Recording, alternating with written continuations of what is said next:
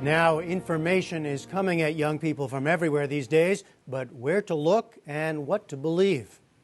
You want news sources that are transparent. You want to be able to see who's doing the reporting, see what their agenda is, see who funds them, see if they are, in fact, a credible source or not. How can young people learn to be better consumers of news and information? A recent class at Walt Whitman High School in Bethesda, Maryland is trying to do just that, helping students distinguish news from opinion, fact from fiction, amid the daily onslaught of TV, radio, newspapers, and social media. Social studies teacher Colin O'Brien began with a real-life example. A fast-moving email, in fact, a hoax, claiming that all schools in Great Britain had removed study of the Holocaust from their curriculum because the Muslim population claimed it never occurred. Raise your hand if you thought this was true, because your teacher gave it to you, and it was an email, so it must have been true. How did the hoax become accepted as fact?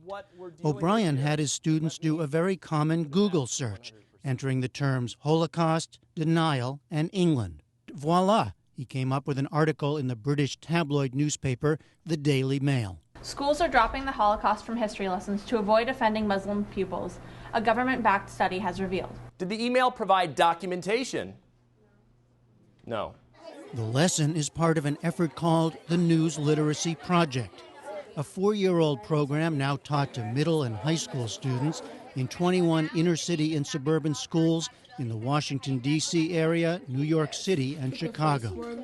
It was started by former Los Angeles Times investigative reporter and Pulitzer Prize winner Alan Miller. A century ago, Mark Twain said that a lie can get halfway around the world while truth is still putting on its shoes. In this hyperlinked information age, a lie can get all the way around the world and back while truth is still getting out of bed. There is so much potential here for misinformation, for propaganda, for spin, all of the myriad sources that are out there. More and more the onus is shifting to the consumer. And a slew of recent studies supports the notion that young people seek out traditional news sources less and less, and that they have a difficult time knowing how to judge the legitimacy of the information that does come at them. In response, the News Literacy Project, funded by a combination of foundations, corporations, and individuals, develops lesson plans for teachers like Eliza Ford at the E.L. Haynes Public Charter School in Washington, D.C. We learned about how important it is to see every bit of information that we get on Facebook, on Twitter, in our email box as news, and making sure that we really figure out how to know what to believe. Now when I watch news, I listen for opinions and try to see if they put more of opinion in there than fact. The program also brings journalists into the classroom to run workshops. On the day of our visit, Pierre Thomas, senior justice correspondent for ABC News, explained why savvy news consumers should be wary of quotes from anonymous sources. Why is sourcing so important, particularly on a story like this? If you didn't state the sources, people would think, oh, they're just trying to make another big news story to add on to all the hype that they're putting on. If you do put the sources, people are like, we know that this is a factual basis. A lot is at stake because to a degree the public is educated about how they get their information and having the proper tools to discern what they should be paying particular attention to. That's going to inform how they vote for president. That's going to inform how they vote for city council. That could inform how they vote for who's on their school board. Several students said they were getting the message. I want to get something out of it that's important so that I'll start, maybe not exactly to like the news, but to understand it more. Well, it does concern you because it happened around your community and your community affects you. So now when I get a forward in my text messages or on my phone or on my computer, I will actually read it and it will say something. If I don't believe it, just delete it.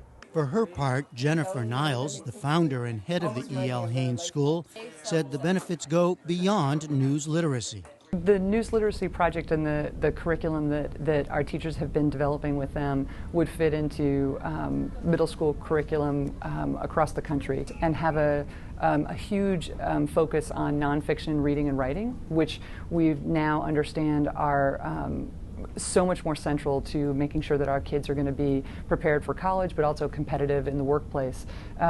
This fits perfectly. In fact, the idea of making this into a national program got a recent boost from Michael Copps, a member of the Federal Communications Commission. And we need to focus on bringing all these together in the public sector and in the private sector to develop an online news literacy curriculum that can be made available across the nation. This can be a powerful antidote to the dumbing down of our civic dialogue that has taken place. In the editorials, what state's governor will no longer authorize executions? That's the goal back at Whitman High School, where teacher Pete Cannot engaged students any way he could, from a news scavenger hunt Headlines, go through headlines. to a crossword puzzle with key concepts. Corrections. Editorial. Documentation. Is anonymous. Balance. His students shared lessons learned even through rap. Good for quick information, but it doesn't have any citations. So therefore it's not reliable, and its sources are not viable. The News Literacy Project's Miller said a lot is riding on this effort. If young people don't value quality journalism, don't look for it, don't actually demand it, then it may cease to exist.